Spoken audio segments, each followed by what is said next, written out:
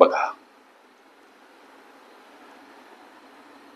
एका आयताची लांबी ही त्याच्या रुंदीच्या तिपटीपेक्षा 2 सेंटीमीटरने जास्त आहे.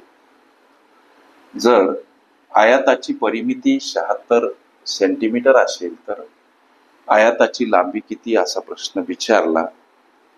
प्रश्न सोडवायचा कसा सर? लेकरांनो, इथं लांबी आणि इथं रुंदी हे दोन शब्द,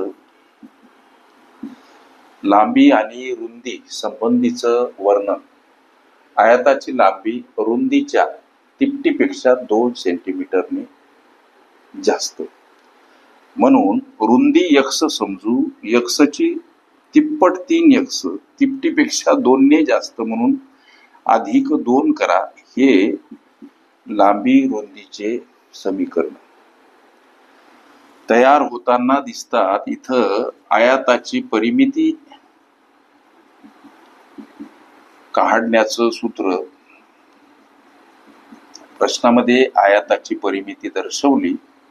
सूत्र आहे 2 कंसामध्ये लांबी आणि अधिक स्वरूपात काय तर रुंदी. लेकरांनो लक्ष द्या. परिमिती 76 समोर 2, लांबी या ठिकाणी लांबीचं समीकरण 3x अधिक 2, रुंदीचं समीकरण x.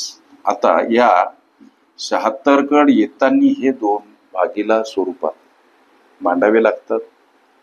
संख्या परस्पर विरुद्ध बाजूने जाताना एखाद्या संख्येसोबत हे 2 या पदासोबत गुणिला आहे. गुणिला असेल तर परस्पर विरुद्ध बाजूने जाताना ती भागीला स्वरूपात मांडावी लागते. समोर कंसामध्ये 3x वाटल्यास ही बेरीज करून टाका. 3x आणि x लक्ष द्या, 4x अधिक 2.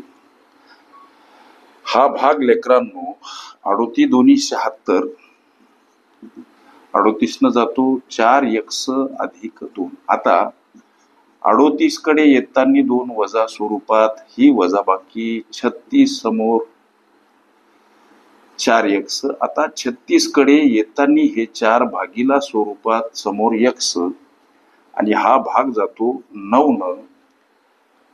ही परिमिती सेंटीमीटर म्हणून मिळालेलं उत्तर सेंटीमीटर. 9 सेंटीमीटर ही x ची किंमत, अर्थात रुंदी मिळाली 9 सेंटीमीटर. लांबी किती या समीकरणात मिळाल्या x ची किंमत मांडू. जसं की 3 गुणिला 9 अधिक 2, हा गुणाकार 27 अधिक 2 म्हणजे 29 सेंटीमीटर. हे या प्रश्नाचं अर्थातच आयताची लांबी किती? 29 सेंटीमीटर. प्रस्तुत प्रश्नाचं उत्तर पर्याय क्रमांक बी मध्ये दर्शवलेलं आहे. ओके.